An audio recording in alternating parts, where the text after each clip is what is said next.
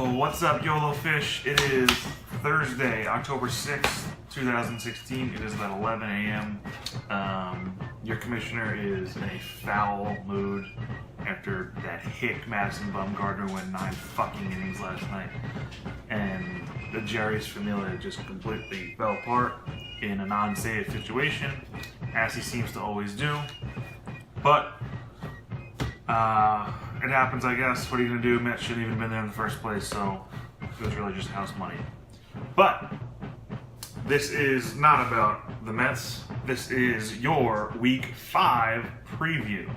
So let's get right into it. Looks like it's going to be a pretty busy week, pretty competitive here in the YOLOFISH FFL.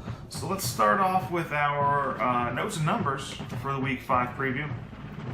First up, we had our first stat correction of the year. As you guys know, after games ended on Monday night, Jack beat Ryan McCallum by a score of 0.4 points. I think it was 129.4 to 129. Ryan even made the joke that he was hoping for a stat correction, and surely enough, it came to fruition. They awarded Texans linebacker Benardrick, is that even your fucking name? Benardrick McKinney, a forced fumble, which gave Ryan 1 bonus point, which gave him a 130 to 129.4 victory, taking the crown from his brother, Dan, as being our point thief. So, PT Ryan McCallum is back in it.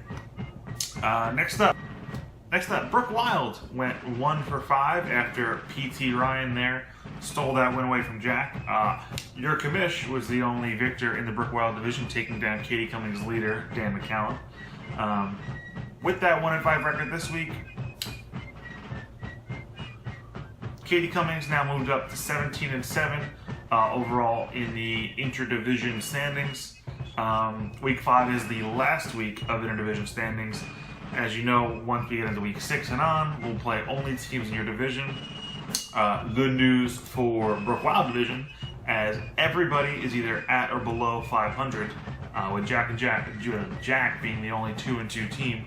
Everybody in Katie Cummings division is at or above 500, with McGrath being the only 2-2 team. Everybody else is 3-1.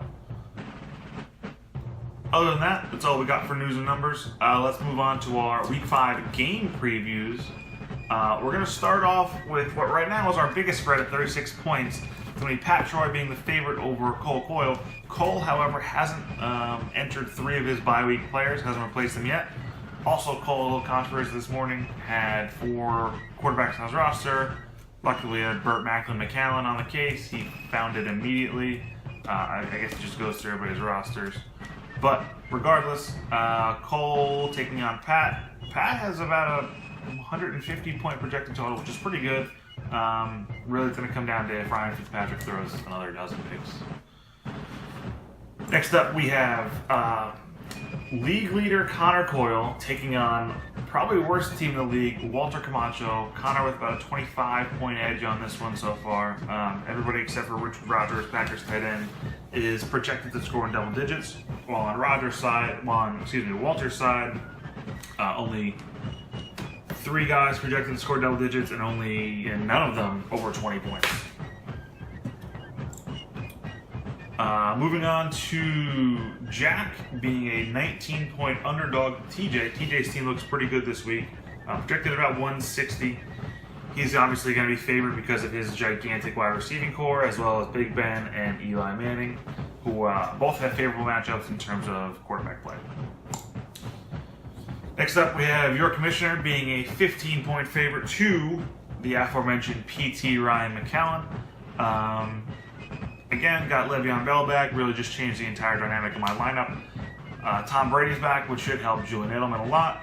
On Ryan's side, he has Stafford and Gabbert. Blaine Gabbert looks like he might struggle a little bit against Arizona tonight. Stafford should have a pretty good day against Philadelphia. Other than that, nothing really of note. Hopefully for him, Odell Beckham Jr. gets his head out of his ass and starts actually playing. He's playing the Packers, which is a great matchup, so we'll see how that goes. Moving on to McGrath and Jensen. McGrath is about a 5-point underdog in this one. Pretty low scoring projections, but McGrath does not have a kicker in, so that could change as we get along here. On Jensen's side, only projected a 118. He's got Tom Brady back, but he still has Jonathan Stewart in the lineup, who's probably not going to play. Jensen's really struggling at the running back position.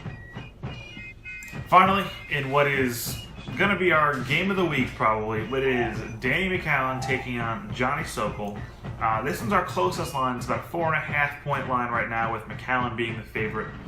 Although he's having a pretty low quarterback play projections, with Sam Bradford going to Houston and Drew Stanton going to San Francisco. Drew Stanton's not very good, obviously.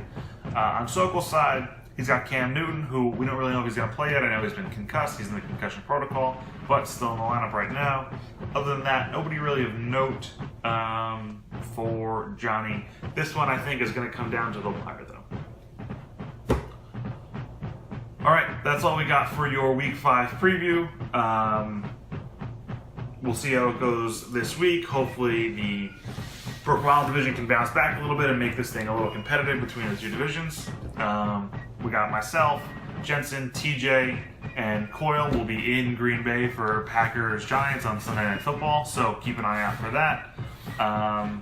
Any comments, concerns, let me know. Otherwise, that's all for now. Peace!